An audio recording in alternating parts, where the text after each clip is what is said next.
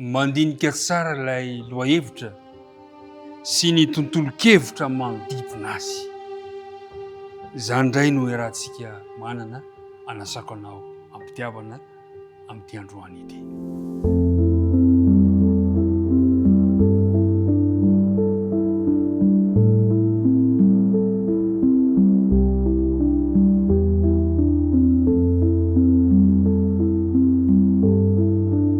Miaraba antsika rehetrarehetra izay manaraka tsy tapaka izao fandarana izao. Eny fa na atao hoe sambany azy ianao miaraka aminay dia faly izahay miaraka aminao. Fifaliana mandrakariva ny miaona dia tolorana hatrany ny arahaba ho mba hampirarian-tsoa ho antsika rehetra ka ny fahasoavan-tompo sy ny fiadanana no anjaka ao am-ponao androany. Hivavaka isika. Andriamanitra rainay io, Andriamanitray hatramin'ny taloha sy ankehitriny ary Andriamanitra mandrakizay ianao misaotra tamin'ny tantananay tamin'ny alina mangina iny. Tsy misy herinay na tanjakay fa no fitiavanao sy ny famondram-ponao irery ihany. Ankehitriny raha andinika ny teninao izahay dia mangataka anao mba hamela ny ilokay ary ny fanenao masina kosa no ampiterinao aty am-pona Israely avy. Vavaka dia tenonina sy angatana amin'ny anarana Jesosy irery ihany. Amen. Ry mpiara-midinika namana, ny fitsipika anankiray izay rahantsika manana eto izao, mandinika tsara ilay lohahevitra sy ilay tontolo-kevitra manodidina ilay lohahevitra. Izao no voalazan'ny filazantsara ny likoa toko 4:20 ka ny 7:20. Hoy izy hoe: dia nanomboka hatrany amin'ny Mosesy hatramin'ny Mosesy ny mpaminany rehetra izy, ka nanambara tamin'ny hevitry ny teny milaza azy ao amin'ny soratra masina rehetra. Ry mpiara-midinika namana, omaly isika dia nahafantatra tsara fa nisy lehilahin'Andriamanitra anankiray, William Miller no anarany, dia tena nandinika ny faminaniana izy. Na dia atao hoe tsy tahaka ny hatramin'ny fahafenoana aza ilay andalany teny, dia nefa dia nanana ny lanjany teo amin'ny fiainantsika kosa ny fandiniana sy ny fandalinana izay nanataony ka nanamboatra lalana ho antsika amin'izao andro farany izao. Nanampy antsika amin'ny fahatakarany faminaniana izany lehilahin'Andriamanitra izany. Ry mpiara-midinika namana, Jesosy ihany koa dia nanampy antsika amin'ny fandiniana ny ten'Andriamanitra amin'ny lohahevitra sy ny tontolo-kevitra, ka nilazan'i Jesosy manao hoe manomboka hatrany amin'ny Mosesy sy ny mpaminany rehetra izy. Rehefa mandinika ny faminaniana zany isika, rehefa mandinika ny ten'Andriamanitra zany isika, dia mandinika hatrany amin'ny Mosesy ka hatraty amin'ny mpaminany manerana ny soratra masina iray manontolo. Zao mantsy ny zavatra mitranga azo ampitaina amin'ny fanatambarana poezia lehibe anankiray ny fandiniana ny Baiboly.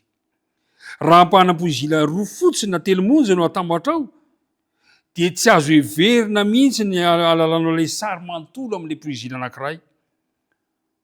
Mety amin'ny voalohany ianao mety hoe ahita sarina soavaly fotsiny hitanao, dia rehefa atambatra kely dia mety hoe sarina soavaly sy miampy zavatra hafa. Fa rehefa kosa atambatra ao ilay sary iray manontolo amin'ilay poezia anankiray, dia ahita zavatra tsara tarehy anankiray ianao, sarina zavaboary misy sary manontolo, ahitana tanàna izay ahitana toeram-piompiana sy tangorona tendrombohitra isan-karazany. Tahaka izany ny fandiniana ny tenin'Andriamanitra, manomboka hatrany amin'ny Mosesy sy ny mpaminany ary ny soratra masina rehetra.